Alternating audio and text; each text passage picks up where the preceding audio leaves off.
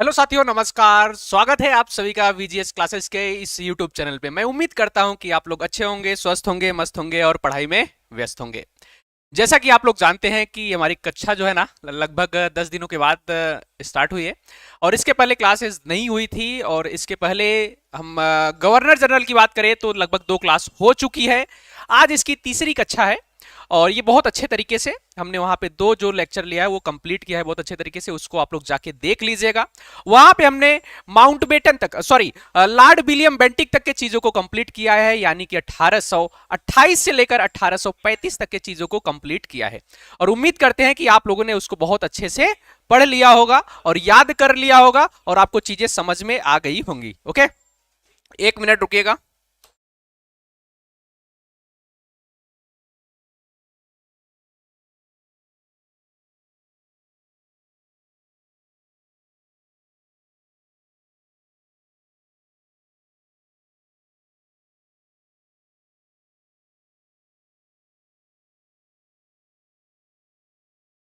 खुशबू ji, good morning. अरे, कहीं चले नहीं गए थे? वो तो मैं बता के गया था कि यहाँ क्लासेस नहीं हो पाएंगी।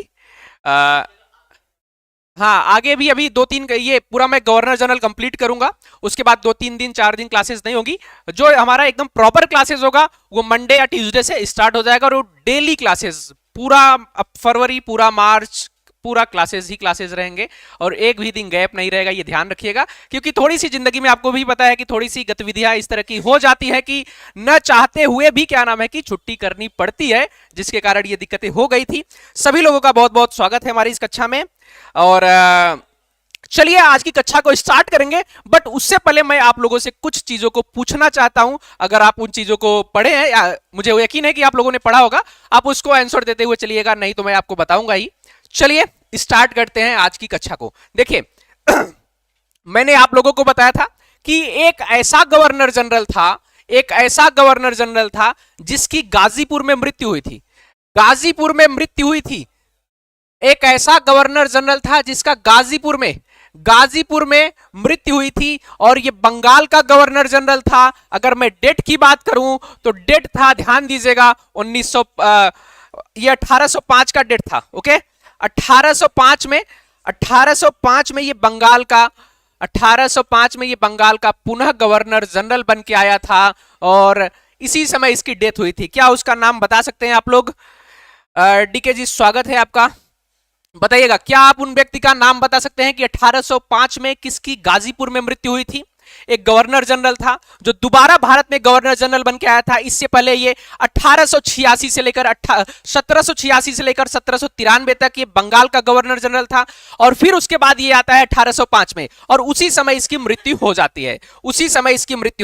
क्या बता रहे हैं? नहीं नहीं, वायसराय की नहीं, मैं वारेन हेस्टिंग की बात नहीं की जा रही है। वारेन हेस्टिंग जो है वो बंगाल के प्रथम गवर्नर जनरल और बंगाल के अंतिम गवर्नर थे। याद रखिएगा, वारेन हेस्टिंग की बात कर रहे हैं, जो कि 1773 की बात करता है। 1773 आपको याद ही होगा। ओके, 1773, 1774 लेकर 1785 तक की चीजें जो थी वो वारेन हेस्टिंग से संबंधित थी। लॉर्ड कॉर्नवालिस की बात होगी। लॉर्ड कॉर्नवालिस, रागनी जी राधे राधे।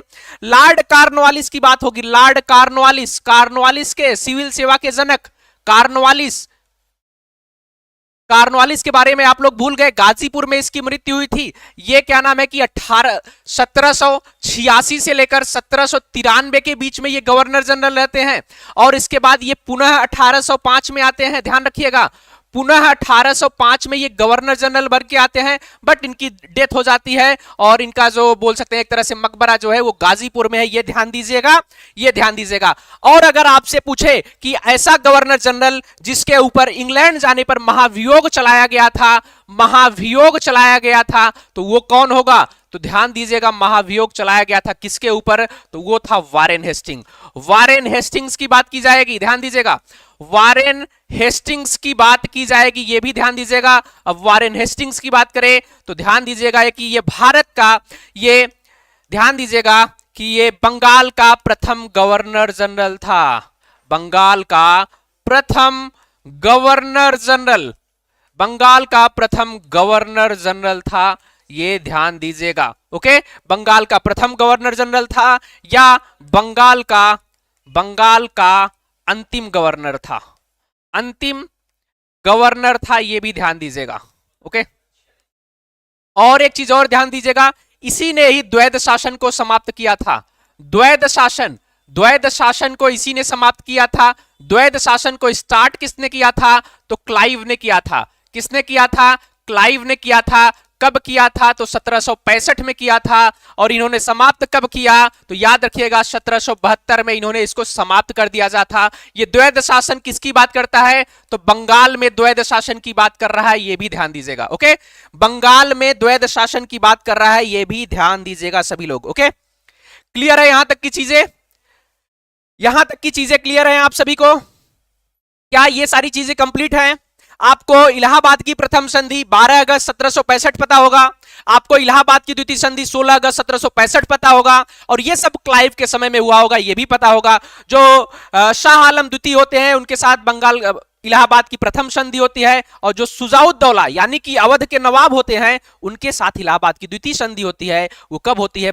16 अगस्त 1765 को होती है। ओके, इतना ध्यान रखिएगा। और मुझे उम्मीद है कि आपको बहुत अच्छे तरीके से चीजें समझ में आ गई होंगी। आपको आंग्ल प्रथम मैसूर युद्ध पता होगा, द्वितीय युद्ध, तृतीय युद्ध, चतुर्थ युद्ध, ये सारी चीजें आपको बहुत अच्छे से पता होंगी। आपको सुगौली की संधि के बारे में भी पता होगा। आपको लॉर्ड विलियम बेंटिक के बारे में पता होगा। ओके, क्लियर है चीजें? चलिए चलिए देखिए, मैं आपको एक बार पूरा जो अभी तक मैंने पढ़ाया है, जहां तक की चीजों को, वहां तक के जो गवर्नर जनरल है ना, उनका मैं रिवीजन, उनका नाम आपको बता देता हूं एक बार, फिर से आप लोग उसको क्या है कि रिकॉल कर लीजिएगा। देखिए, पहले तो मैंने आप सभी लोगों को बताया था बंगाल के गवर्नर के बारे में। किसके बारे में? बंगाल का गवर्नर। बंगाल का गवर्नर के बारे में बताया था, ध्यान दीजिएगा। बंगाल के गवर्नर में अगर आपसे प्रथम गवर्नर जनरल पूछेगा, गवर्नर पूछेगा, तो लॉर्ड क्लाइव को ध्यान रखिएगा। किसको? Lord Clive. लॉर्ड क्लाइव की बात करें तो ये भी 2 बार आता है। ये 2 बार आता है। एक बार 1760 से 1757 से लेकर 60 के बीच में आता है, और एक बार 65 के बाद आता है। 1765 से 67 के बीच में आता है, इसका ध्यान दीजिएगा। फिर उसके बाद आता है वेंसीटाट। कौन आएगा? वेंसीटाट की बात की जाएगी। वेंसीटाट की बात की जाएगी, ध्यान रखिएगा।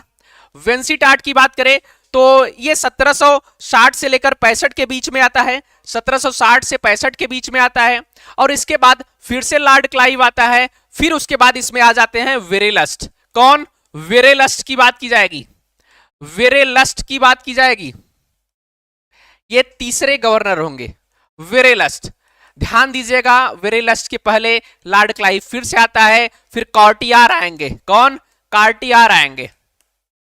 ओके, कार्टियार आएंगे, ये भी ध्यान दीजिएगा। और इसके बाद कौन आ जाएगा? तो इसके बाद आ जाएंगे आपके Warren Hastings.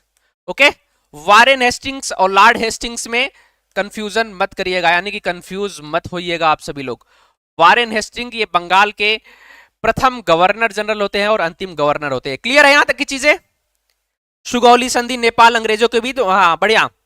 Partha ji good morning, good morning. Neetu ji, सभी का स्वागत है। सभी धीरे धीरे जुड़ रहे हैं और सभी लोगों का स्वागत है हमारी इस कक्षा में। देखिए, इतने लोगों को हमने पढ़ा था बंगाल के गवर्नर के बारे में। इनका डेट आपको पता ही होगा। अब हम बात करते हैं बंगाल के गवर्नर जनरल। इसको भी हम लोगों ने कंप्लीट कर लिया था। बंगाल का गवर्नर जनरल, बंगाल का गवर्नर जनरल की बात करेंगे, ध्यान दीजिएगा।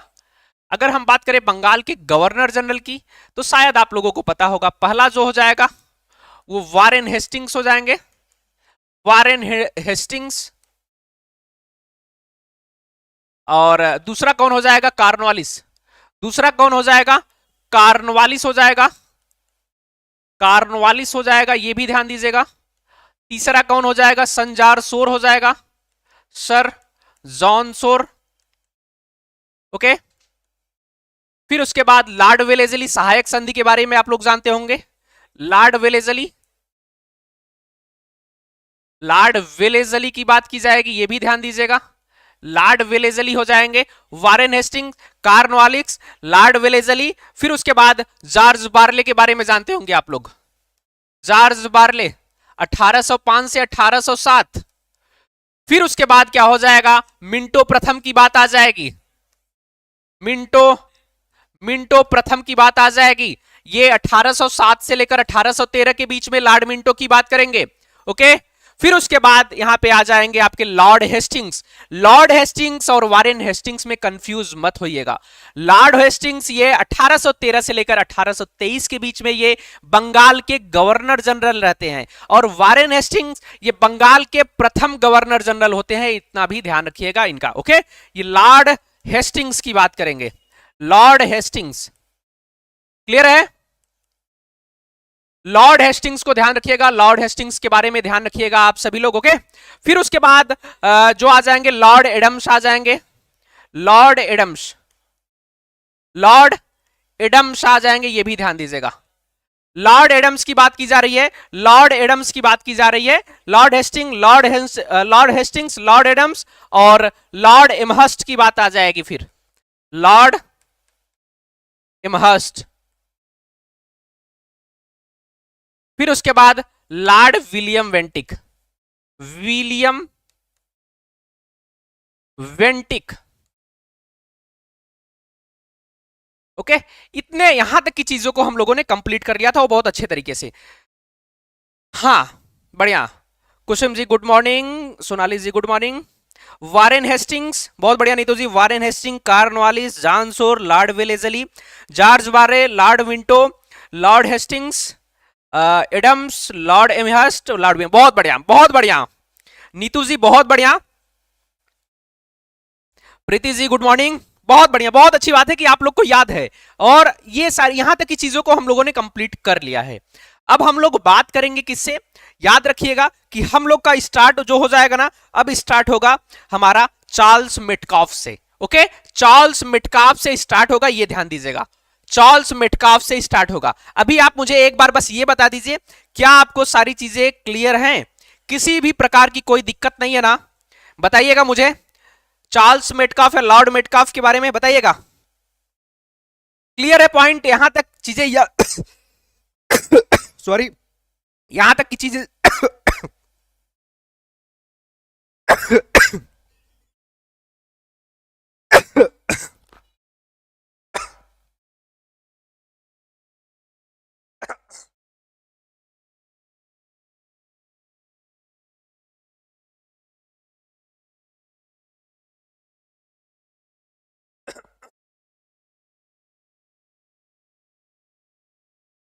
हाँ, चलिए। Priyanka ji good morning, good morning. Sangeeta ji good morning. चलिए, अब हम लोग बात करेंगे चार्ल्स मेटकाफ या लॉर्ड मेटकाफ से बारे में बात करेंगे। ओके, मेटकाफ से चीजों को याद करते हैं। मेटकाफ, मेटकाफ ये कब आते हैं? ये भाई साहब आते हैं 1835 से 36 के बीच में। इनके बारे में एक चीज याद रखना है,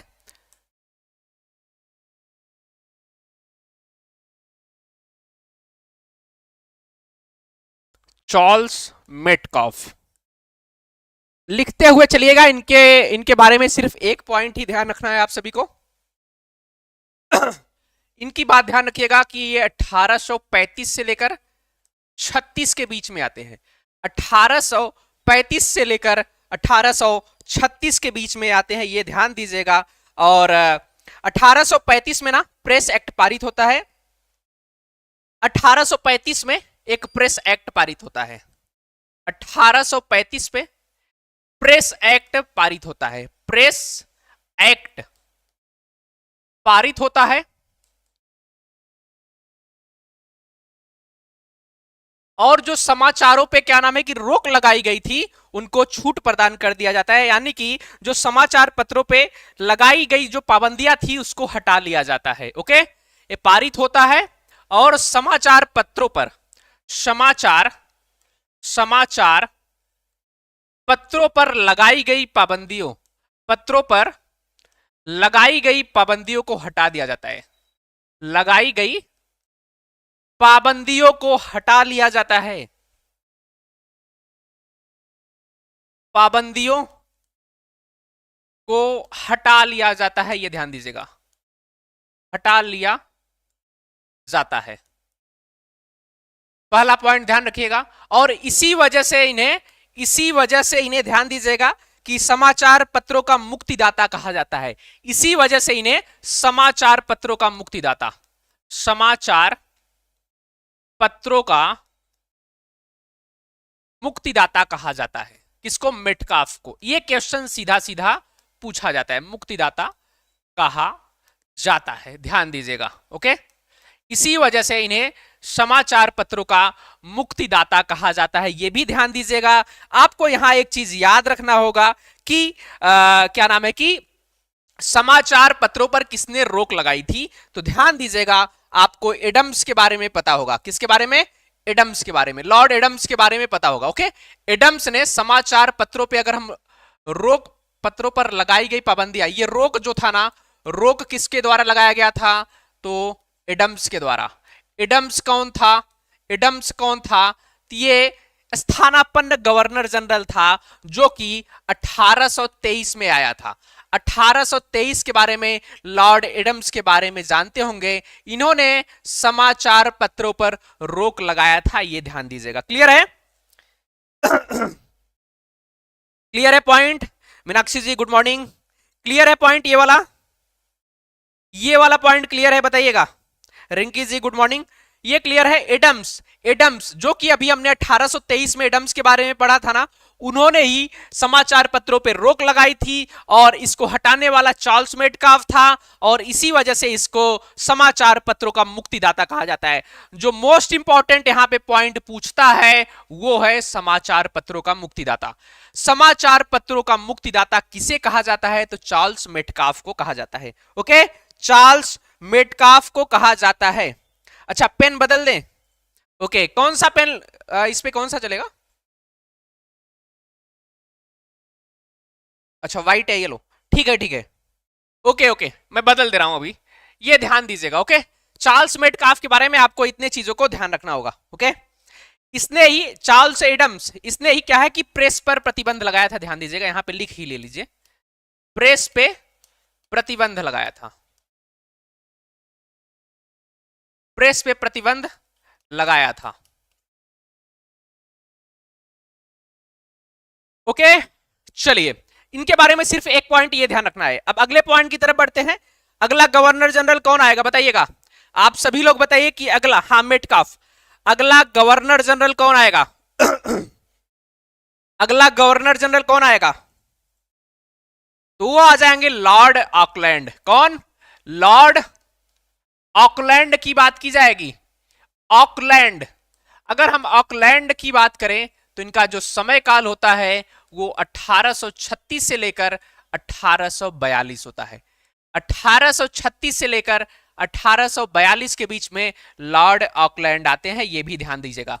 और इन्हीं के समय में प्रथम अफगान युद्ध होता है। ओके, प्रथम अफगान युद्ध, प्रथम अफगान युद्ध जो है ना, इन्हीं के समय में होता है। ओके, प्रथम अफगान युद्ध, ध्यान रखिएगा, ये अभी मैं आगे पूछूंगा आपसे जब द्वितीय अफगान युद्ध के बारे में बताऊंगा। प्रथम अफगान युद्ध इन्हीं के समय में होता है। कब होता है? तो 1838 से लेकर 1842 के बीच में। 1838 से लेकर 1842 के बीच में, हाँ, 1838 से लेकर 1842 के बीच में, इन्हीं के समय में प्रथम क्या नाम है कि अफगान युद्ध होता है।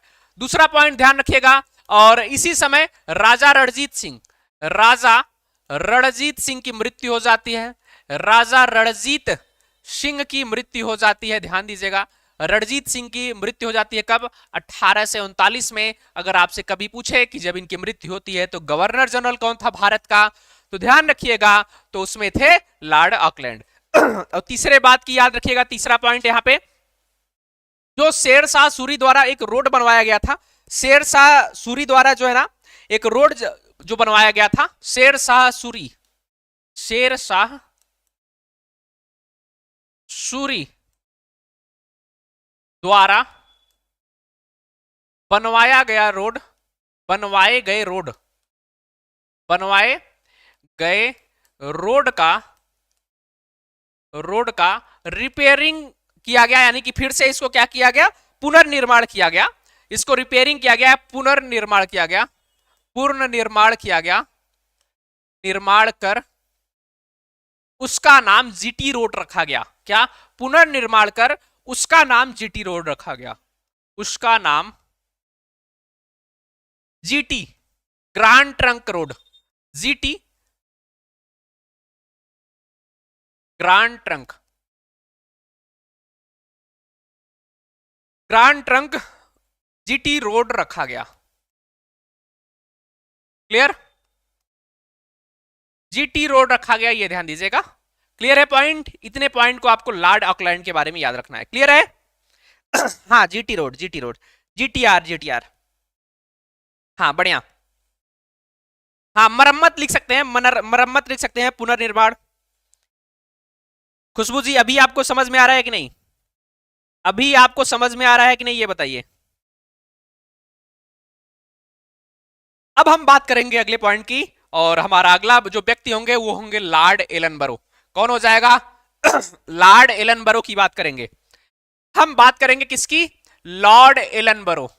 लॉर्ड एलनबरो, लॉर्ड एलनबरो की अगर हम बात करें तो ध्यान दीजिएगा, लॉर्ड एलनबरो, इनका जो समय काल है वो 1842 से लेकर 1844 के बीच में होता है। ओके, 1842 से 1844 में।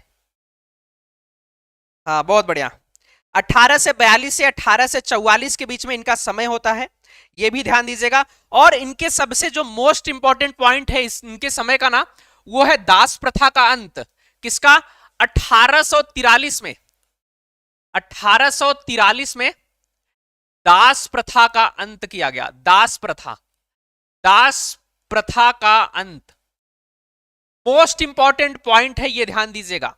ये मोस्ट इंपॉर्टेंट पॉइंट है, ये भी ध्यान दीजिएगा, क्योंकि ये क्वेश्चन कई बार पूछा है कि दास प्रथा का खात्मा कब किया गया या उसका अंत कब किया गया। तो 1843 में किया गया। उस समय कौन था गवर्नर जनरल? तो याद रखिएगा गवर्नर जनरल के बारे में, एलनबरो के बारे में। क्लियर है? कोई बात नहीं, कोई बात नहीं। खुशबू जी, पूरा मैं आपको याद करवा दूंगा। अभी तो ये ट्रेलर है एक तरह से, अभी तो ये एक तरह से ट्रेलर है। अभी तो बैच में जब पढ़ाएंगे ना, तो आपको एक एक पॉइंट, एक एक सीट आपको प्रदान करेंगे ना, तो वहां पे आपको चीजें पूरा क्लियर हो जाएंगी, एक भी पॉइंट नहीं बचेगा, ये ध्यान रखिएगा आप सभी लोग। ओके, हाँ, दास प्रथा का उन्मूलन किया था डीके जी, बहुत बढ़िया। और इसी के समय में ना, इसी के समय में सिंध का विलय हुआ था। सिंध के बारे में जानते हैं ना? सिंध का विलय जो है ना, सिंध का विलय इसी के समय में हुआ था। सिंध का विलय इसी के समय में हुआ था, यह भी ध्यान दीजिएगा आप सभी लोग। क्लियर है? यहां तक पॉइंट क्लियर है? बताइएगा। क्लियर? सिंध का विलय इसी के समय में हुआ था। और एक पॉइंट सिंध के विलय में याद रखिएगा, एक व्यक्ति होते हैं चार्ल्स नेपियर। चार्ल्स नेपियर एक व्यक्ति होते हैं। इनका एक स्टेटमेंट है, ये भाई साहब कहते हैं कि सिंध को हमें अपने अधिकार में, अपने अधिकार में, अपने अधिकार में लेने का कोई हक नहीं है, कोई हक नहीं है, लेकिन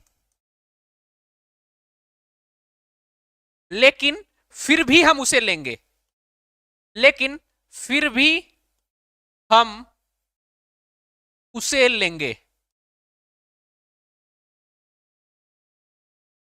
ओके, ये कौन बोलता है? Charles Napier.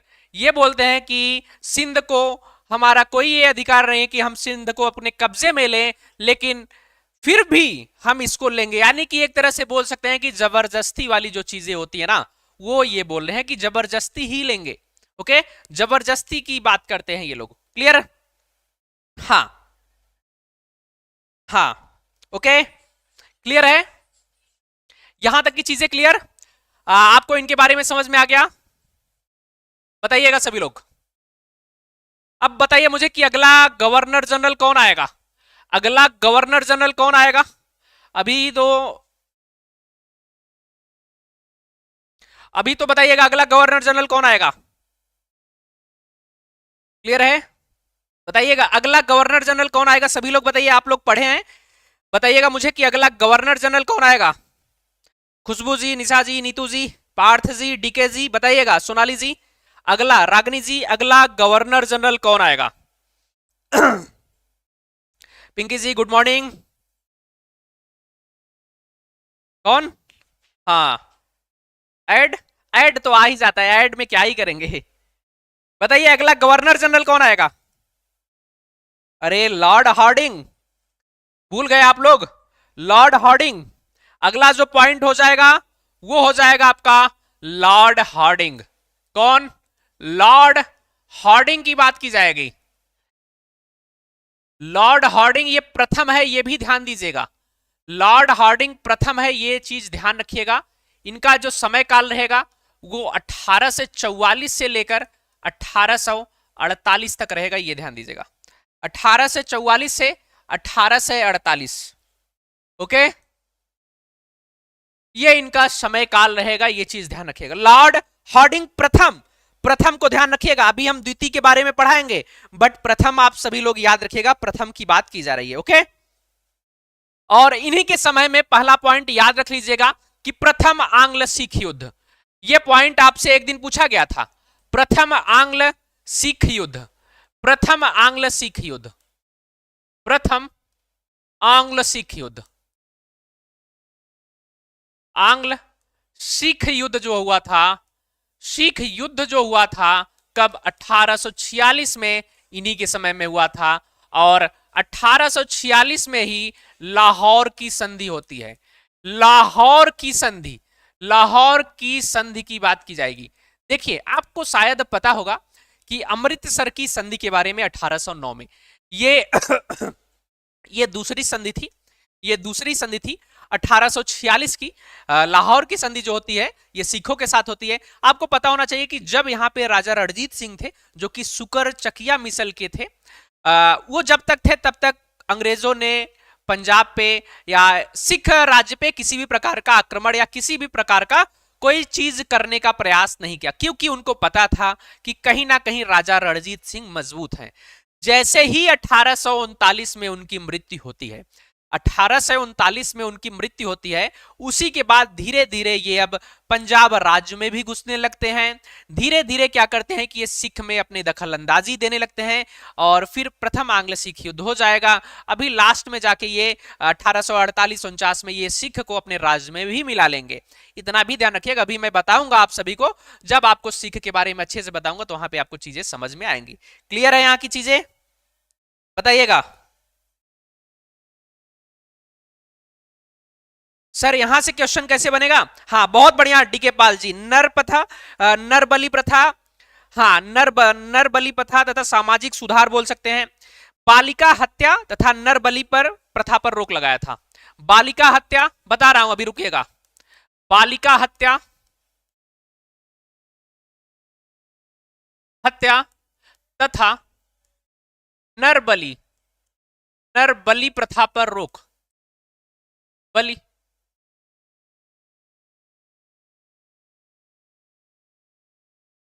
नर बलि, बलि प्रथा पर रोक लगाया था। ये एक सामाजिक सुधार था। आप लोगों ने तो सोशियोलॉजी में भी इसके बारे में पढ़ा होगा, बालिका हत्या तथा नर बलि प्रथा। सती प्रथा के बारे में आपको पता है। दास प्रथा के बारे में देखिए, दास प्रथा के बारे में आपको भी पता चल गया कि दास प्रथा का अंत कब किया गया था। और उसके बाद कौन सा मतलब गवर्नर जनरल था। सती प्रथा का अंत कब किया गया था वो भी पता है। अब आपको बालिका हत्या तथा नर बलि प्रथा पर रोक कब लगा गया, तो लॉर्ड हार्डिंग है, इनका ध्यान दीजिएगा। कौन पूछ रहा था? हाँ खुशबू जी। यहां से क्वेश्चन डायरेक्ट ये पूछेगा कि आप लोग मुझे बताइए कि सती प्रथा का जब अंत किया गया था तो उस समय भारत का गवर्नर जनरल कौन था, ऐसे पूछेगा। या तो आपसे पूछेगा कि लॉर्ड हार्डिंग प्रथम के कार्यकाल को बताइए, या आपसे पूछेगा कि प्रथम आंग्ल सिख युद्ध कब हुआ था, या प्रथम आंग्ल सिख युद्ध में कौन सी संधि हुई थी। ये आपसे डायरेक्ट क्वेश्चन पूछा जाएगा। यहां पे मैं जितने भी पॉइंट को आपको यहां पे लिखवा रहा हूं, ध्यान दीजिएगा, जितने भी पॉइंट को मैं यहां पे आपको लिखवा रहा हूं ना, सभी पॉइंट आप ध्यान रखिएगा, कहीं ना कहीं एक क्वेश्चन है। जब आप इन चीजों को देखेंगे ना, ये देखिए ये सारी चीजें क्वेश्चन है। मैंने लगभग यहां पे 100 क्वेश्चंस को कराया ही होगा।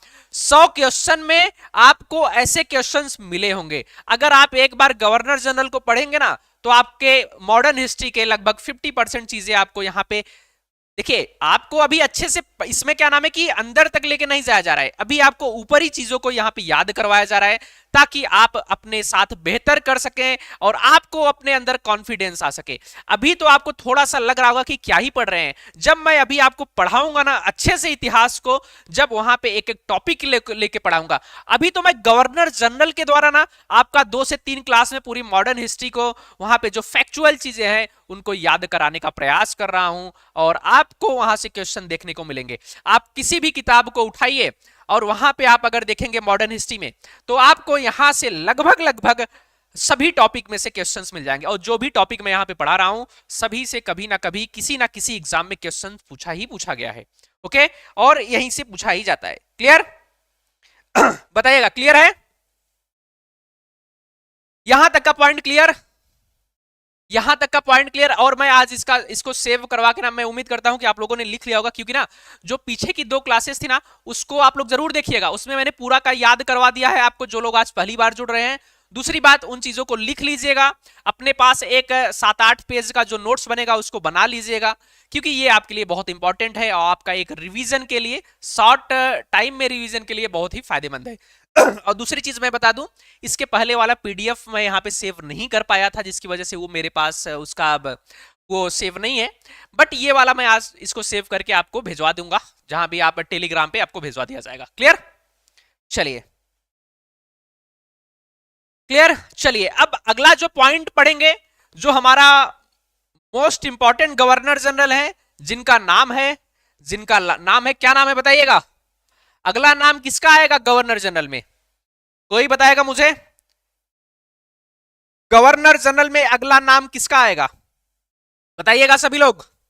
खुशबू जी, रागनी जी, डीके जी, प्रियंका जी, कुसुम जी, शशि जी, बताइए सभी लोग। मीनाक्षी जी, नीतू जी, पिंकी जी, बताइए अगला। हाँ, बहुत बढ़िया, लॉर्ड डलहौजी। अब हम बात करेंगे लॉर्ड डलहौजी, हड़प नीति, डॉक्ट्रिन ऑफ लैप्स, ये सब गोद प्रथा। अब हम बात करेंगे लॉर्ड डलहौजी की। क्लियर? चलिए, अगला जो पॉइंट है वो है Lord Dalhousie. Lord Dalhousie, Lord Dalhousie की बात करेंगे, ध्यान दीजिएगा इनके बारे में। तो इनका जो समय काल है वो 1848 से लेकर 1856 के बीच में होता है। और ये फेमस किस लिए है? तो इनकी एक नीति थी जिसका नाम था हड़प नीति। एक इनकी नीति थी जिनका नाम था, हाँ, एक इनकी नीति थी जिनका नाम था हड़प नीति। ध्यान दीजिएगा, ओके, हड़प नीति, ध्यान दीजिएगा, ये ध्यान दीजिएगा। अब हम बात करेंगे, पहला पॉइंट इनका ध्यान दीजिएगा कि इन्होंने जो द्वितीय आंग्ल सिख युद्ध हुआ था इन्हीं के समय में हुआ था। ओके, द्वितीय आंग्ल सिख युद्ध, द्वितीय आंग्ल सिख युद्ध, द्वितीय आंग्ल सिख युद्ध की बात करें, आंग्ल सिख युद्ध ये हुआ कब था? तो याद रखिएगा 1848 से 49 के बीच में। और इन्होंने क्या किया कि पंजाब का कंपनी में विलय कर लिया, कंपनी में विलय। ओके, पंजाब का कंपनी में विलय कर लिया गया। द्वितीय आंग्ल सिख युद्ध की बात की जा रही है। प्रथम आंग्ल सिख युद्ध 1846 की बात की गई थी, द्वितीय आंग्ल सिख युद्ध 1848 से 49 की बात की गई थी, और पंजाब का विलय कर लिया गया, ये ध्यान दीजिएगा। हाँ, 48 से 56 नीतू जी, बहुत बढ़िया, 48 से 56 इसका ध्यान दीजिएगा। ओके, हाँ, और फिर उसके बाद अगला पॉइंट, निचले वर्मा, निचले वर्मा, निचले वर्मा या पेगु, पेगु का अधिग्रहण, अधिग्रहण ये कब किया गया? तो 1852 में किया गया, 1852 में किया गया, ये ध्यान दीजिएगा। उस समय पेगु का मतलब समझ रहे हैं ना? बताइएगा, पेगु का मतलब समझ रहे हैं, वर्मा का मतलब समझ रहे हैं? गुड मॉर्निंग विनोद जी, बताइए पेगु या वर्मा का मतलब समझ रहे हैं? कहां की बात कर रहा है? पेगु या वर्मा की बात समझ रहे हैं आप सभी लोग? ये कहां की बात कर रहा है? किसी को पता है पेगु या वर्मा? कोई बताएगा मुझे? डीके जी आप बताइए, नीतू जी आप भी बता सकती हैं, बताइए। पेगु का मतलब, पेगु, अरे पेगु का मतलब म्यांमार की बात की जा रही भाई। पेगु, वर्मा, वर्मा यानी निचले वर्मा पे इन्होंने अधिकार कर लिया था डलहौजी के समय, अभी मैं आपको बताऊंगा। ओके, हाँ वर्मा, वर्मा पेगु एक, और उसी इसको म्यांमार, आज का जो म्यांमार है ना, पहले इसको वर्मा बोला जाता था। ओके, आज का जो म्यांमार है हमारा, अगर आप नॉर्थ ईस्ट के साइड जाएंगे ना तो वहां पे म्यांमार की बात करते हैं। ओके, नॉर्थ ईस्ट का जो एकदम कॉर्नर वाला हिस्सा है, यानी कि बोल सकते हैं उसको नागालैंड मिजोरम वाला हिस्सा, एकदम कॉर्नर पे जो इंडिया के स्टेट है, और मणिपुर वाला उससे सटा हुआ जो पूरा देश है ना, वो म्यांमार है, उसी को वर्मा पेगु की बात की जा रही है। क्लियर? हाँ, कोई बात नहीं, हाँ कोई बात नहीं, कोई बात नहीं। तो ये ध्यान दीजिएगा, अगला पॉइंट याद रखिएगा, व्यपगत का सिद्धांत। इनका जो पॉइंट है अगला, व्यपगत का सिद्धांत, व्यपगत, व्यपगत का सिद्धांत, का सिद्धांत, व्यपगत का सिद्धांत, या गोद प्रथा, गोद प्रथा, या बोल सकते हैं व्यपगत का सिद्धांत, गोद प्रथा, या doctrine of lapse, doctrine of lapse, doctrine of lapse, या हड़प नीति, हड़प नीति, हड़प नीति का शुभारंभ किया। क्या शुभारंभ किया? शुभारंभ किया, ये ध्यान दीजिएगा। और इसमें जो पॉइंट लिखना है आपको कि इसके तहत, इसके तहत, इसके तहत 8 राज्यों का विलय, 8 राज्यों का विलय किया गया,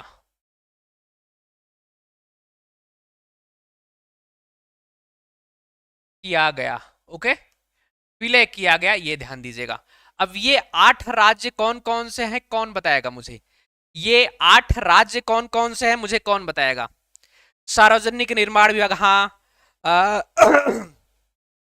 व्यपगत सिद्धांत, सबसे मुख्य कार्य इनाम कमीशन की स्थापना, भारत में सर्वप्रथम रेल परिवहन की शुरुआत। बहुत बढ़िया डीके जी, बहुत बढ़िया। ऐड आ जाता है, कोई दिक्कत नहीं, नीतू जी ऐड देखिए ना, बताइए, बताइए।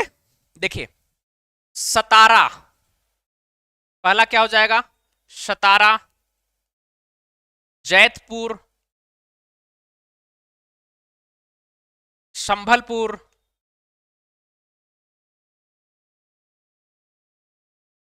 बघाट। ओके, सतारा, जैतपुर, संभलपुर, बघाट, उदयपुर, झांसी। ओके, उदयपुर, झांसी, उदयपुर हो गया, झांसी हो गया, नागपुर हो गया, और उसके बाद लास्ट में वो व्यपगत के तहत नहीं था, बट मैं लिख दे रहा हूं यहां पे, अवध। ओके, अवध को भी ध्यान दीजिएगा। तो ध्यान दीजिएगा, जो सतारा है ना, जो सतारा है, इसको 1848 में सबसे पहला राज्य यही था, 1848, 1848। सजय सब उदयपुर की रानी नहीं आई, बहुत बढ़िया। शिक्षा के सुधार, हाँ, उड डिस्पैच जो है 1855, 1854, उसके बाद में बात करेंगे, बात करेंगे, ध्यान रखिएगा उसका, बात करेंगे। हाँ हाँ, सर्वप्रथम जो है ना वो सतारा है, ध्यान दीजिएगा, सर्वप्रथम सतारा। फिर 1849 में जैतपुर है, फिर संभलपुर भी 1849 में ही है, और बघाट जो है ना ये 1850 में है। उदयपुर शायद 1852 है ना, उदयपुर 1852 है ना, 1852, उदयपुर शायद 1852 है। ये 1852 है, और झांसी 1853 है, झांसी 1853 है, नागपुर 1854 है, और अवध जो है ना 1856 की बात करता है अवध को। ध्यान दीजिएगा एक चीज, हाँ एक चीज ध्यान दीजिएगा, जो अवध है ना ये इसके तहत नहीं था, इस पे कुशासन का आरोप लगा के इसको मिलाया गया था। कुशासन का आरोप लगाकर, कुशासन का आरोप लगाया गया था। आरोप लगाकर, आरोप लगाकर इसको कंपनी में मिला लिया गया था। कंपनी में मिला लिया गया। ये क्वेश्चन सीधा पूछेगा, मिला लिया गया, ये क्वेश्चन सीधा पूछेगा। ध्यान दीजिएगा, अवध की बात की जा रही है, हम अवध की बात कर रहे हैं। ये 8 साल यहां पे रहता है और 8 राज्यों को हड़पता है। सतारा, जैतपुर, संभलपुर, बघाट, सतारा, जैतपुर, संभलपुर, बघाट, फिर उदयपुर, झांसी, नागपुर और अवध। क्लियर? हाँ, अवध को कुशासन के आधार पर। ओके, बहुत बढ़िया। ध्यान दीजिएगा, ध्यान से अगर पढ़ेंगे, देखिए ये आपको क्रम वाइज लगाने के लिए पूछेगा। आपसे पूछेगा कि ऐसा कौन सा राज्य था जिसको कुशासन का आरोप लगा के अंग्रेजी राज्य में मिला लिया गया था, तो वो अवध था। कब लगाया गया? 1856 में। अब सोचिए, जब 1865 की एक संधि होती है, 16 अगस्त इलाहाबाद की प्रथम संधि, शायद आप सभी लोगों को पता होगा इलाहाबाद की प्रथम संधि के बारे में, और उस समय जो शासक था शुजाउद्दौला के बारे में। उसके बाद से यानी कि अगर हम बात करेंगे लगभग लगभग 90 सालों तक, 90-91 सालों तक अवध जो था ना वो अंग्रेजों का हमेशा सपोर्ट करता रहा। ये इसके विरोध में नहीं गया, लेकिन उसके बावजूद इनके और कुछ नहीं मिला, तो इन्होंने यहां पे कुशासन का आरोप लगाया कि आपकी जनता जो है ना वो आपसे खुश नहीं है, वो अवध के राज्य से खुश नहीं है, अवध के राजा से खुश नहीं है। इस वजह से आपको क्या नाम है, पद से हटाया जाएगा और इस राज्य को मिला लिया जाएगा। अब वैसे भी 1856 तक अंग्रेजी साम्राज्य का विस्तार इतना अधिक हो चुका था और ये लोग इतना मजबूत हो चुके थे कि ये किसी भी प्रकार का उसको जीतने के लिए प्रयास नहीं कर सकते थे। लेकिन संयोगवश आपको पता है कि 1857 की क्रांति हो जाती है। वो सुअर और चर्बी युक्त जो कारतूस था, जिसकी वजह से मंगल पांडे के बारे में आप लोगों को पता होगा। ये सारे मेरठ से जो शुरू होता है ये सारी चीजें आपको पता ही होंगी, अभी हम बात बताएंगे भी आगे आपको। तो उसमें क्या होता है कि अवध के सबसे अधिक लोग उसमें भाग लेते हैं। झांसी के साथ भी यही होता है, तो झांसी के लोग भाग लेते हैं। इसी समय क्या होता है कि एक तरह से बोले तो जो पेंशन था ना, पेंशन को समाप्त कर दिया गया था। पेंशन भी इसमें अभी आगे जो समाप्त किया जाएगा, पेशवा का पेंशन जो था ना वो भी समाप्त कर दिया गया था इसी समय, जिसकी वजह से कानपुर से आपको पता है ना नाना साहब के बारे में, तो उनके साथ भी ये सारी चीजें होती है। तो बहुत सारे लोग उनके साथ कहीं ना कहीं जो राजे रजवाड़े अंग्रेजों से युद्ध कर रहे थे उस समय, तो ध्यान दीजिएगा वो क्यों कर रहे थे, क्योंकि कहीं ना कहीं वो उनसे ग्रसित थे, कहीं ना कहीं उनके शोषण का ये भागीदार बने थे, इस वजह से किए थे। आप लोग सोचिए ना, सिंधिया वगैरह क्यों नहीं किया? क्योंकि उनको बोला गया था कि भाई आप अगर हमारा सपोर्ट करेंगे तो आपका राजपाट बना रहेगा। दूसरी चीज, और भी जो जमींदार लोग थे, जो बड़े लोग थे, वो लोग क्यों साथ नहीं दिए? उनको बोला गया भाई आप अगर साथ देंगे तो आपको तो जो जमींदारी प्रथा है उससे हटा ही दिया जाएगा, साथ में आपके साथ कार्रवाई भी की जा सकती है। तो दूसरी चीज, अगर आप हमारे साथ रहेंगे तो आपको जो जिम्मेदारी प्रथा है वो तो रहेगा ही रहेगा, साथ में आपको और भी चीजें दी जाएगी। माने कि उनको बहकावे में पुरस्कार सहित बहुत सारी चीजें दी गई, जिसकी वजह से ये सारी चीजें हो गई थी। क्लियर?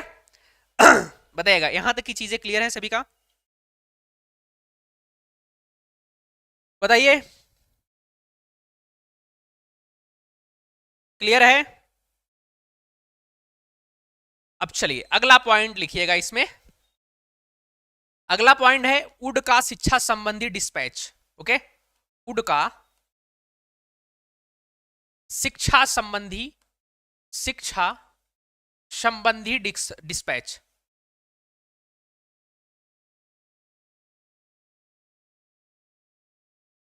ये कब आया? तो ये आया 1854 में। कब? 1854 में आया, ध्यान दीजिएगा। हाँ, 1854 में आया, इसका ध्यान दीजिएगा। और स्थानीय भाषाओं के स्कूलों तथा क्या नाम है, सरकारी कॉलेजों की स्थापना। ओके, ये ध्यान दीजिएगा। क्लियर है? इसमें क्या हुआ था कि स्थानीय भाषाओं की स्कूलों स्थानीय भाषाओं के स्कूलों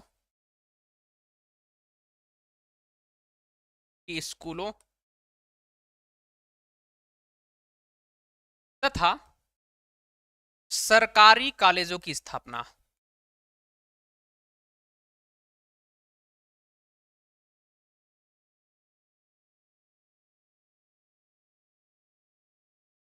की स्थापना की बात की गई थी। किसकी बात की जा रही है? शिक्षा का उड डिस्पैच में 1854 में आया। उस समय कौन था गवर्नर जनरल? आप लोग अगर, हाँ सॉरी, स्क्रीनशॉट ले रहे हो ना, तो स्क्रीनशॉट ले लीजिएगा इसका, फिर हम लोग आगे बढ़ेंगे। मैं भूल गया था कि आप लोग स्क्रीनशॉट भी लेते हैं, बट अगर आप लिखते हुए चलेंगे ना तो आपके लिए ज़्यादा लाभदायक होगा, क्योंकि ये अपना नोट्स अपने पास होता है तो ज़्यादा सही रहता है। अभी इसमें बहुत सारी चीज़ें हैं, उसको हम लोग देखेंगे। हाँ, उड डिस्पैच 1854 की बात करता है। ओके, अब रेलवे माइनूट के बारे में ध्यान रखिएगा। स्मरण पत्र जिसको बोला जाता है, railway minute. Railway railway minute,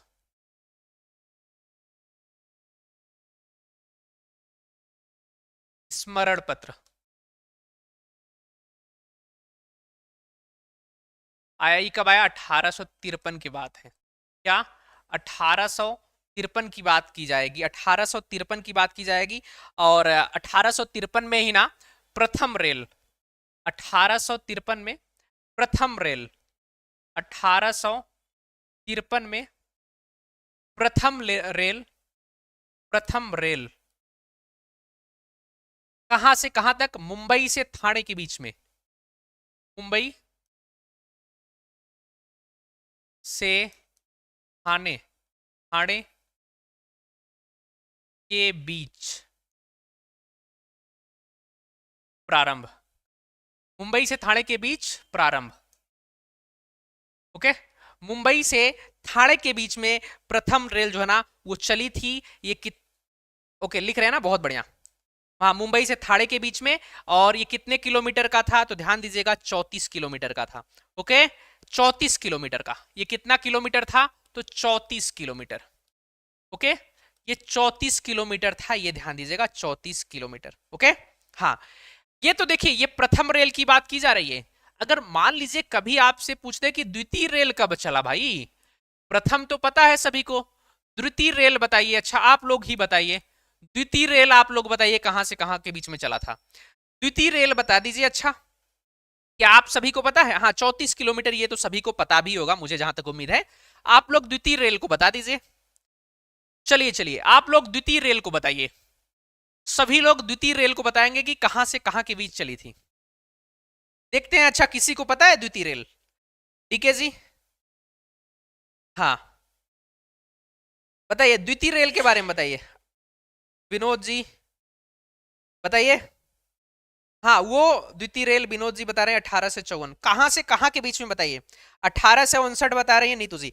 ये कहां से कहां के बीच में बताइएगा?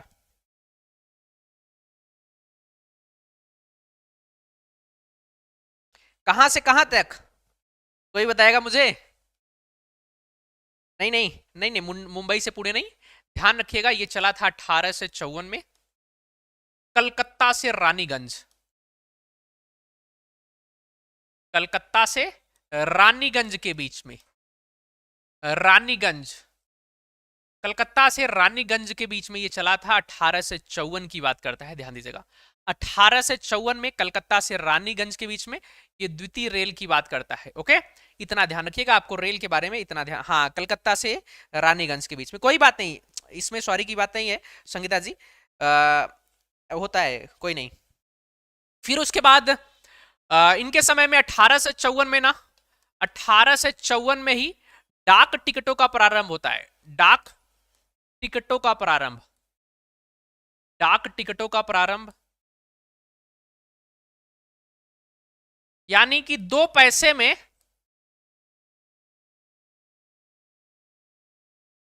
तार को कहीं भी भेजा जा सकता था। तार को कहीं भी भेजा जा सकता था, कहीं भी भेजा जा सकता था। ओके, 2 पैसे में तार को कहीं भी भेजा जा सकता था, ये भी ध्यान दीजिएगा। जैसे कि पोस्ट ऑफिस वाला जो चीज है ना, उसकी बात कीजिए। पोस्ट ऑफिस जो था उस समय, डाक टिकट जो होता है ना, उस पर लगा रहता है एक टिकट, आपको पता होगा। उसके माध्यम से ये 1854 में शुरुआत होती है। इसको प्रारंभ करने वाला लॉर्ड डलहौजी है। 2 पैसे में क्या है ना, तार को कहीं भी भेजा जा सकता था, इसका भी ध्यान दीजिएगा। क्लियर? फिर उसके बाद एक पॉइंट याद रखिएगा, 1854 में ही, 1854 में गंगा नहर को खोल दिया गया। गंगा नहर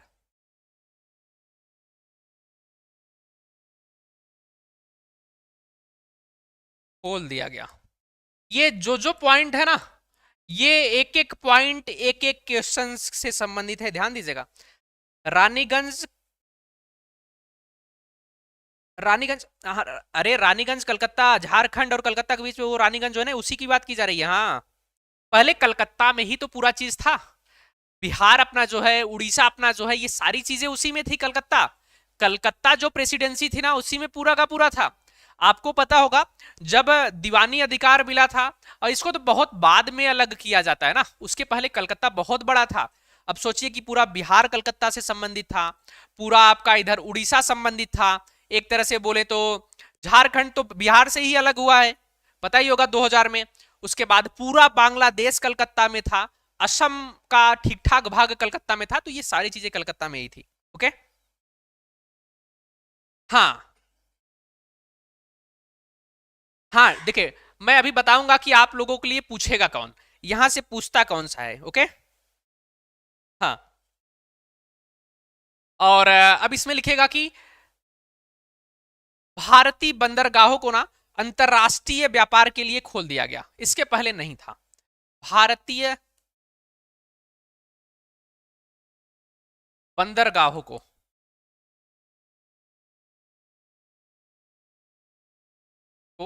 अंतरराष्ट्रीय व्यापार के लिए खोल दिया गया, यानी कि अब अंतरराष्ट्रीय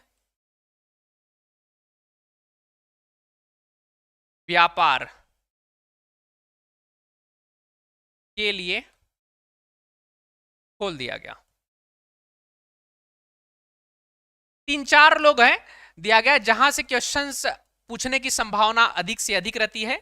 और जैसे कि लॉर्ड डलहौजी हो गया, लॉर्ड कैनिंग हो गया, विलियम बेंटिक हो गया, वारेन हेस्टिंग्स हो गया, लॉर्ड क्लाइव हो गया, ये हॉटस्पॉट टॉपिक है। लॉर्ड वेलेजली को सहायक संधि के कारण पूछ लिया जाता है।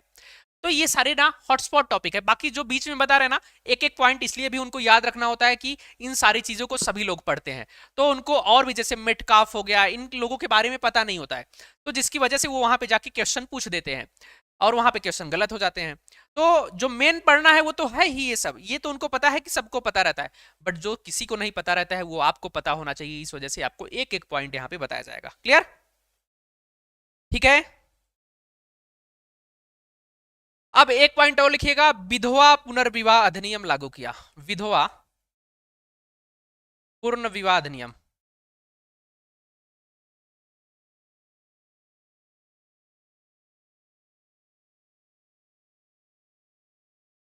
विधवा पुनर्विवाह अधिनियम 1856 की बात करता है।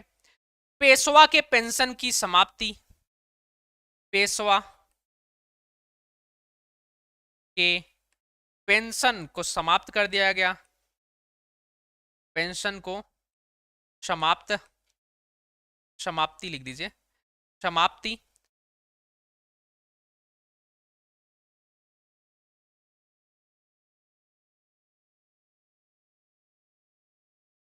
ये 1853 की बात है। क्लियर? क्या विधवा पुनर्विवाह अधिनियम इनके बीच में, देखिए आपको मैंने सती प्रथा के बारे में बताया, आपको मैंने दास प्रथा के बारे में बताया, आपको मैंने नरबली प्रथा के बारे में रोक के बताया, या क्या नाम है कि, और उसके बाद आपको विधवा पुनर्विवाह के बारे में बताया। यानी कि ये सारी चीजें जो मैंने, जैसे सती प्रथा हो गया, दास प्रथा हो गया, नरबली प्रथा हो गया, विधवा पुनर्विवाह हो गया, जब आपसे सामाजिक सुधार के बारे में कभी पूछेगा ना, तो आप इन सभी चीजों को ना कोटेशन रूप में लिख के, इनके बारे में थोड़ी बहुत जानकारी लिखते हुए अपने क्वेश्चंस को वहां पे हल कर सकते हैं। जब आपको कभी क्वेश्चंस को लिखने के लिए, अगर आप पीसीएस सोशियोलॉजी की तैयारी कर रहे होंगे ना, तो वहां पे आपको ये क्वेश्चन पूछे जाएंगे। सोशियोलॉजी में आपको ऐसे क्वेश्चन पूछे जाते हैं। क्लियर? हाँ, ठीक है, चलिए, क्लियर है। और क्या बोल सकते हैं कि हाँ, तोफखाना, जो तोफखाना था ना, को कलकत्ता से मेरठ स्थानांतरित कर दिया गया है, कलकत्ता से मेरठ लाया गया, कलकत्ता से मेरठ, कलकत्ता से मेरठ लाया गया, ये ध्यान दीजिएगा। तोफखाना जो पहले कलकत्ता में था उसको मेरठ में लाया गया।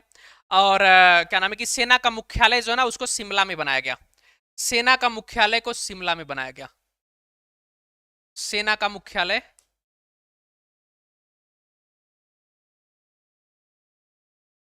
का मुख्यालय शिमला,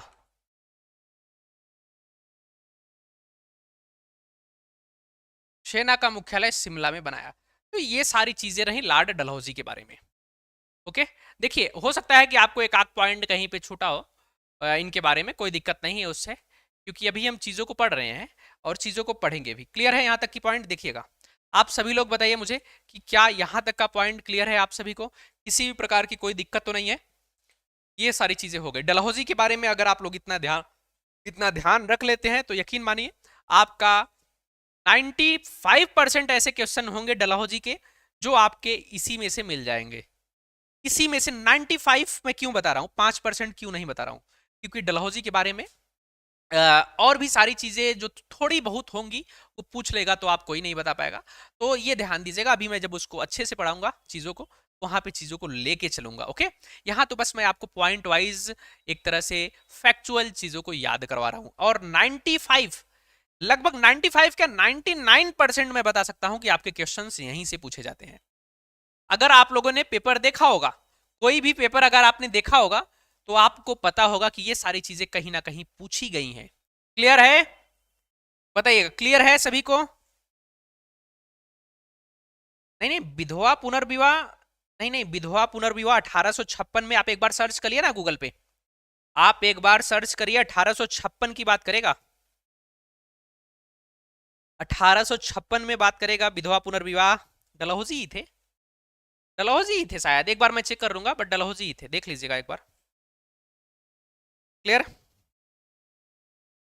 चलिए अब हम बात करेंगे किसके बारे में? लॉर्ड कैनिंग के बारे में। अगला जो हमारा पॉइंट होगा वो होगा लॉर्ड कैनिंग। क्या? लॉर्ड कैनिंग के बारे में बात करेंगे। अगला जो हमारा होगा लॉर्ड कैनिंग।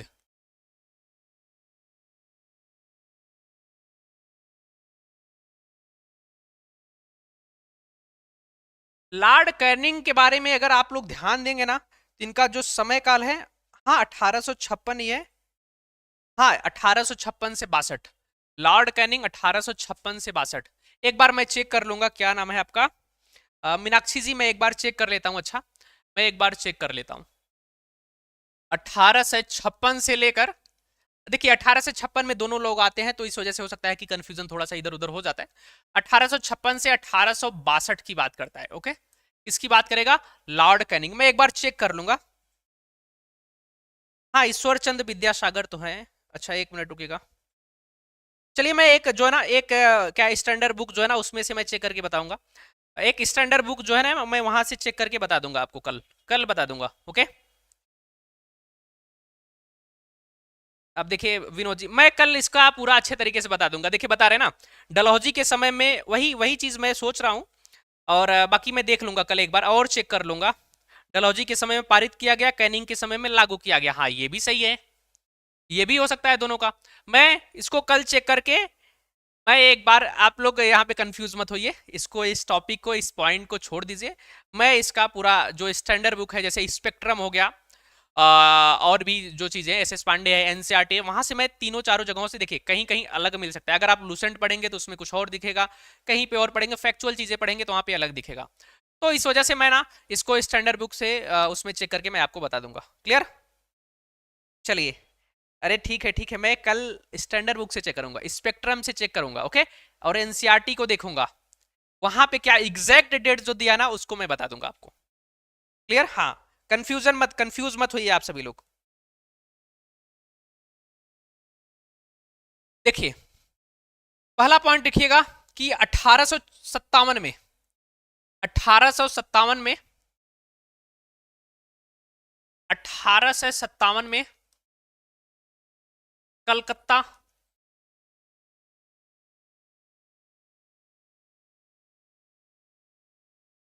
मद्रास, बंबई में तीन नए विश्वविद्यालयों की स्थापना, विश्वविद्यालयों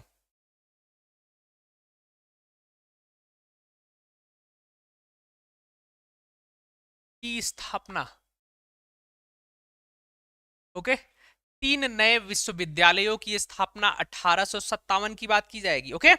1857 की बात की जाएगी, तीन विश्वविद्यालयों की स्थापना। दूसरा पॉइंट सबसे मोस्ट इंपॉर्टेंट, 1857 का प्रथम स्वतंत्रता संग्राम, प्रथम स्वतंत्रता संग्राम,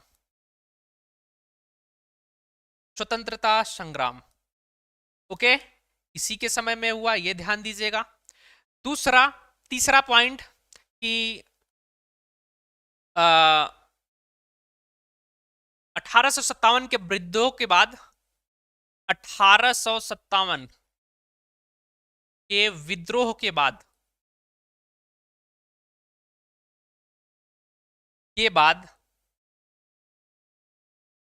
कंपनी के शासन की समाप्ति, कंपनी के शासन की समाप्ति तथा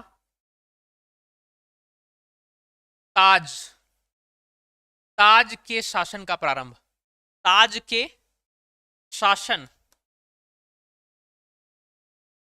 का प्रारंभ, ओके। ताज के शासन का प्रारंभ होता है कब? 1857 की बात की जा रही है। और लॉर्ड कैनिंग,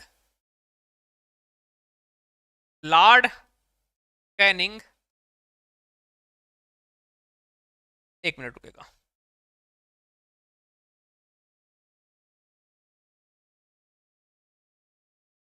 गवर्नर जनरल को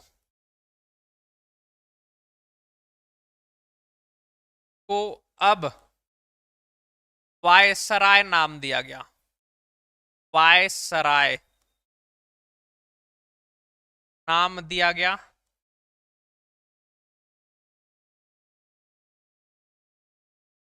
ऐसे प्रथम वायसराय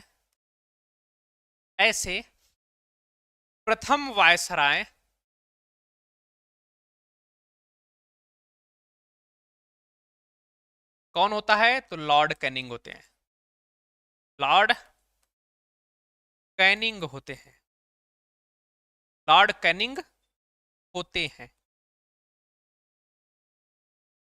क्लियर? बताइएगा, क्लियर है?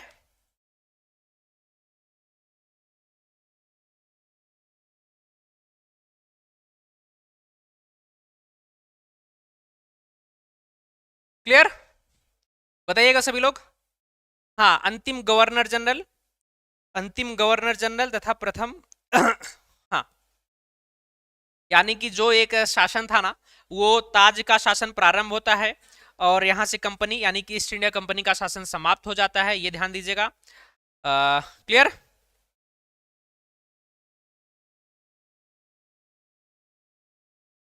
चलिए, हाँ, कैनिंग ने ना नोटों का प्रचलन किया, कैनिंग ने ना नोट जो होते हैं ना, नोटों का प्रचलन प्रारंभ किया, याद रखिएगा, ओके। कैनिंग ने नोटों का प्रचलन किया, कैनिंग ने नोटों का प्रचलन किया।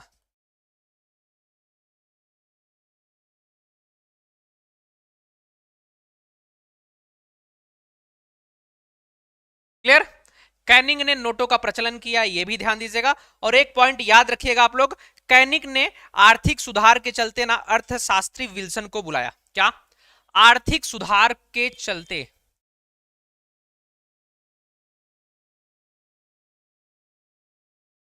कैनिंग ने आर्थिक सुधार के चलते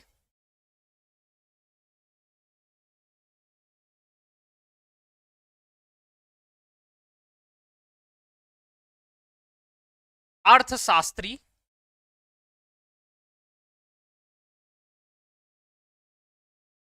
विल्सन को बुलाया।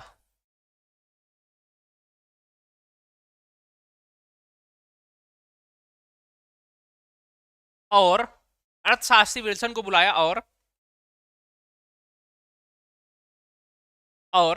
आयात पे 10% और निर्यात पे 4% जो है ना टैक्स लगाया। ओके, और बुलाया और आयात पे 10%,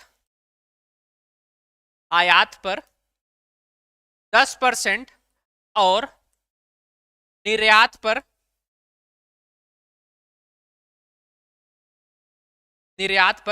4% का टैक्स लगाया, का कर लगाया। क्लियर है पॉइंट यहां तक? बताइएगा आप लोग, बताइएगा कि क्या यहां तक का पॉइंट आप सभी को समझ में आ गया?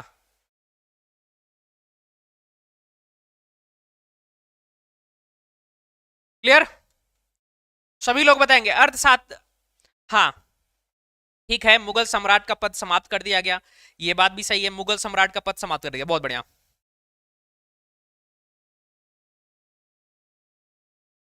क्लियर? यहां तक का पॉइंट क्लियर है, ये बताइएगा।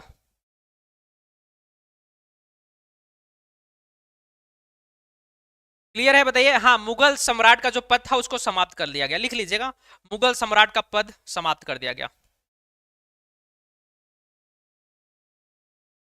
मुगल सम्राट का पद, यही यही वाला टॉपिक पढ़ा रहे हैं, कैनिंग। हाँ हाँ हाँ, वो भी ओके, मुगल सम्राट का पद समाप्त।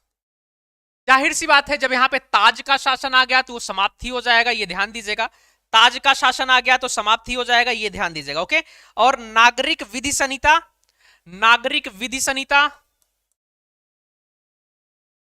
नागरिक विधि संहिता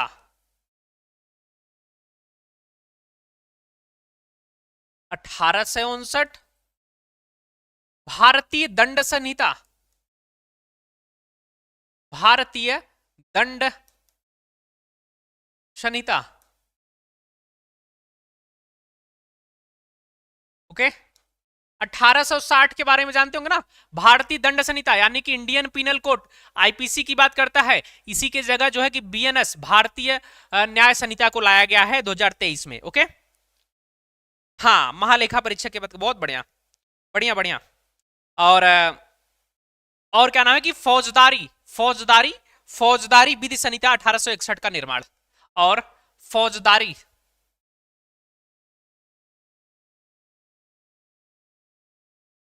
फौजदारी विधि संहिता 1861 का निर्माण किया। अभी आपको पता है ना, बीएनएस की जगह, सॉरी, आईपीसी की जगह बीएनएस हो गया है, आईपीसी की जगह बीएनएस हो गया है, क्योंकि जो ये बहुत पुराना ये कानून था, इन कानून को हटा के अब नया जो है ना वो भारत में लाया गया, क्योंकि बहुत सारे इसमें जो अपराध थे उसमें जोड़े नहीं गए थे। जैसे कि पहले तो मोबाइल फोन वगैरह था नहीं, साइबर अपराध होता नहीं था, तो उसको अब इसमें जोड़ दिया गया है, और भी बहुत सारी चीजें हैं। आतंकवाद उस समय नहीं था, तो इस समय आतंकवाद को भी इसमें जोड़ दिया गया है, तो बहुत सारी घटनाओं को इसमें जोड़ दिया गया है। इस वजह से अब जो है ना भारतीय दंड संहिता 1860 जो है अब ये नहीं है, अब 1800, अब क्या नाम है कि बीएनएस आ गया है, भारतीय न्याय संहिता, जो कि 1823 में इसको पारित किया गया। 1 जुलाई 1824 से ये लागू है।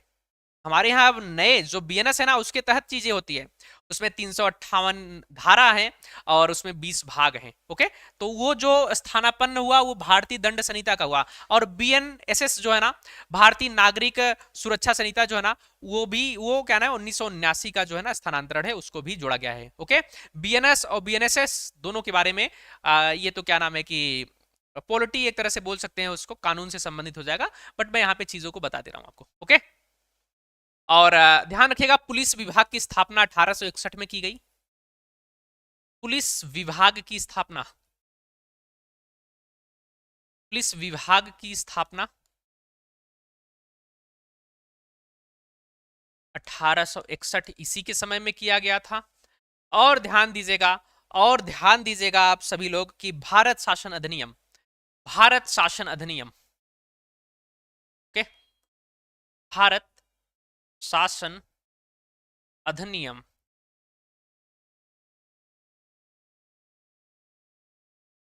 1861 को ना इसी के समय में पारित।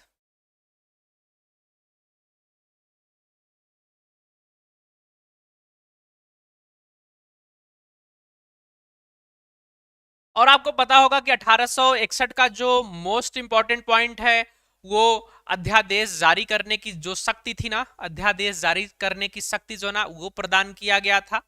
राष्ट्रपति, अभी जो हमारा आर्टिकल 123 में राष्ट्रपति को और आर्टिकल 213 में राज्यपाल को जो अध्यादेश जारी करने का अधिकार है ना, वो 1861 में ये वायसराय को प्रदान किया गया था। 1861 की ही बात करता है। जब आप लोग वायसराय के बारे में कभी पढ़ेंगे या जब कभी आप लोग अध्यादेश के बारे में पढ़ेंगे ना, तो आपको ये 1861 का भारत शासन अधिनियम जरूर वहां पे आपको दिखाई देगा। ओके, आपको पता होगा, आपको सर पढ़ाई होंगे कि जो अध्यादेश जारी किया जाता है, राष्ट्रपति को आर्टिकल 123 में दिया गया है अधिकार, और राज्यपाल को आर्टिकल 213 में यह अधिकार प्रदान किया गया है। क्लियर है? हाँ, वो तो समाप्त हो ही जाएगा ना। हाँ, महालेखा परीक्षक के पद का सृजन, हाँ बहुत बढ़िया, महालेखा परीक्षक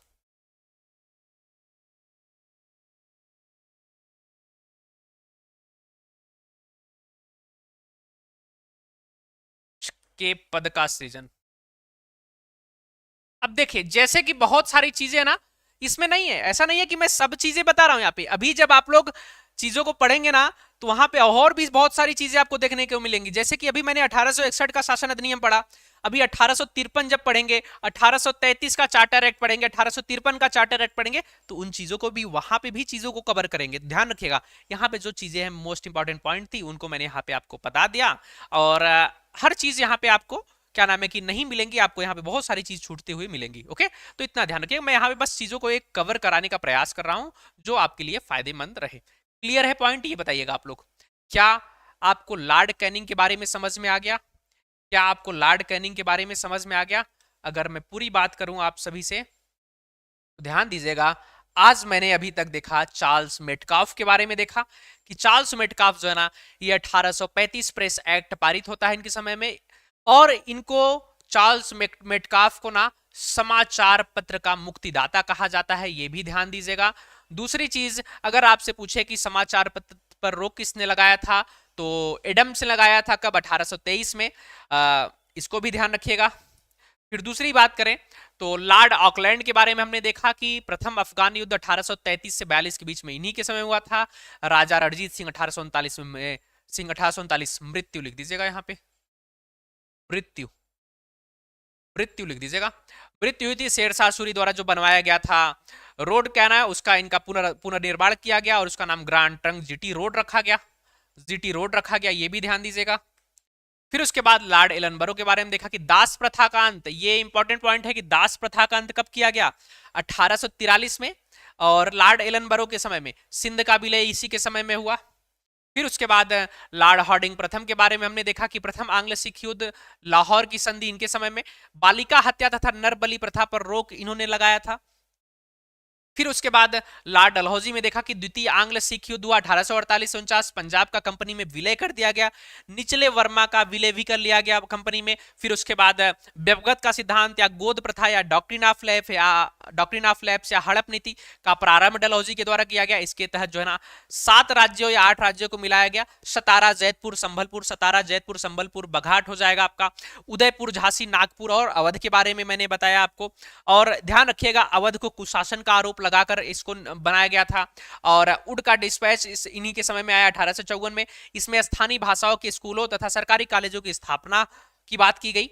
फिर उसके बाद रेलवे मान्यूट स्मरण पत्र 1853 आया गया। 1853 में प्रथम रेल चला गया बंबई से थाने के बीच में 34 किलोमीटर में। आपसे अगर दूसरा पूछे तो ध्यान दीजिएगा कि ये क्या नाम है कि कलकत्ता से रानीगंज के बीच की बात करता है। 1854 में डाक टिकटों का प्रारंभ किया गया। 1854 में गंगा नहर को खोल दिया गया। भारतीय बंदरगाहों को अंतरराष्ट्रीय व्यापार के लिए खोल दिया गया। विधवा पुनर्विवाह अधिनियम 1856, ये कंफ्यूजन है आप लोग का, मैं इसको चेक कर लूंगा। और पेशवा के पेंशन को समाप्ति कर दिया गया। तोपखाना कलकत्ता से मेरठ स्थानांतरित कर दिया गया। सेना का मुख्यालय जो है शिमला में बनाया गया। फिर हमने देखा कि लॉर्ड कैनिंग के बारे में, जो कि भारत के अंतिम गवर्नर जनरल और प्रथम वायसराय होते हैं। और 1870 में कलकत्ता, मद्रास और बंबई तीनों प्रेसिडेंसियों में क्या किया गया, महाविद्यालयों की स्थापना की गई। और उसके बाद 1857 का प्रथम स्वतंत्रता संग्राम होता है, या तो विद्रोह बोल सकते हैं, वो होता है। और उसके बाद क्या होता है कि 1857 के विद्रोह के बाद कंपनी यानी कि ईस्ट इंडिया कंपनी का शासन यहाँ पे समाप्त हो जाता है और ये सत्ता का हस्तांतरण ताज के पास चला जाता है। और जो गवर्नर जनरल होता था उसको वायसराय बोला जाता है। ऐसे प्रथम वायसराय लॉर्ड कैनिंग होते हैं, इसका भी ध्यान दीजिएगा। फिर उसके बाद कैनिंग ने नोटों का प्रचलन किया और इन्होंने एक अर्थशास्त्री थे जिनका नाम था विल्सन। क्या नाम था? विल्सन। इनको बुलाया और आयात पे 10% और निर्यात पे 4% का कर लगाया। फिर हमने बात किया कि मुगल सम्राट का पद समाप्त कर दिया गया। नागरिक विधि संहिता 1859, भारतीय दंड संहिता 1860, फौजदारी विधि संहिता 1861 का निर्माण इन्हीं के समय में हुआ। पुलिस विभाग, क्या पुलिस विभाग का की स्थापना 1861 में हुई। भारत शासन अधिनियम 1800 इसी के समय में पारित हुआ। महालेखा परीक्षक के पद का सृजन किया गया। बताइएगा, क्लियर है? ना ना ना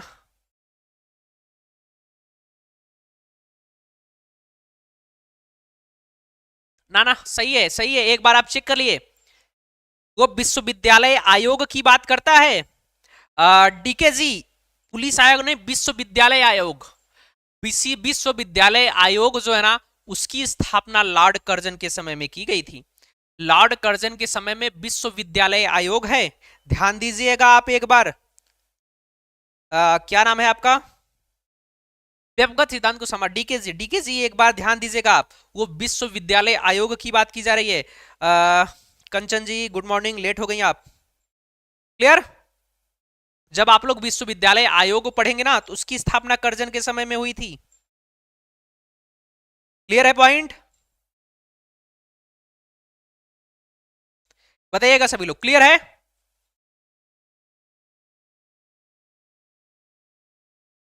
डीके जी बताइए, क्लियर है पॉइंट?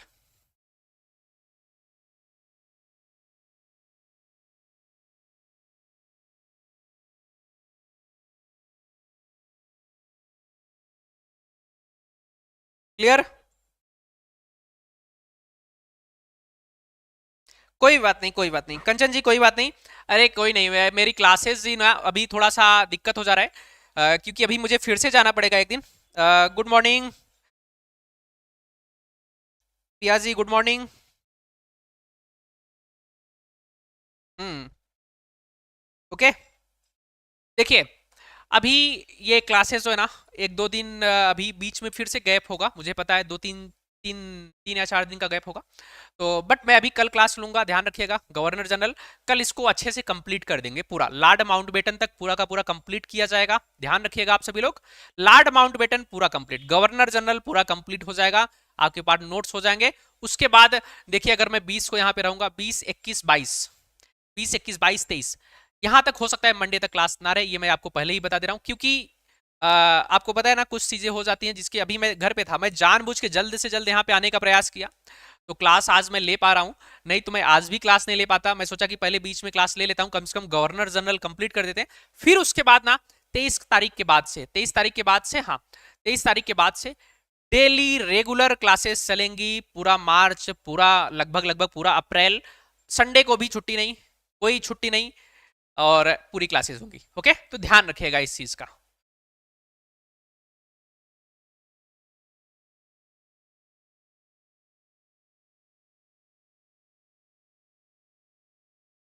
पुलिस आयोग विभाग, पुलिस विभाग की बात की जा रही है, ध्यान दीजिएगा। मुझे जाना है घर, मुझे जाना है घर। और एक बार ठीक है, क्या नाम है आपका? डीके जी। पुलिस विभाग में देख लेता हूं, पुलिस विभाग गठन 1861 में वैसे पे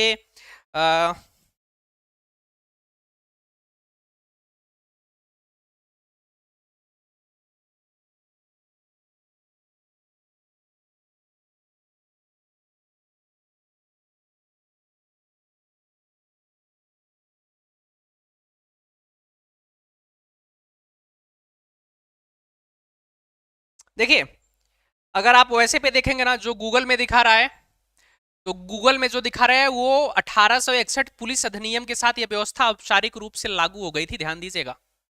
अगर आपको ये यहाँ पे चीजें दिख रही हो ना डीकेजी, तो ध्यान दीजिएगा 1861 से ना ये प्रारंभ हो गया था, ये ध्यान दीजिएगा। ओके, 1861 से ओके पुलिस अधिनियम के साथ यह व्यवस्था औपचारिक रूप से लागू हो गई थी, ये ध्यान दीजिएगा। उस समय ये कैनिंग ही थे, एक बार मैं फिर से चेक कर लूंगा आपकी वजह से, बट ध्यान दीजिएगा यही थे। ओके, और जो आप बता रहे हैं विश्वविद्यालय आयोग, वो कर्जन ही होगा। ओके, चलिए।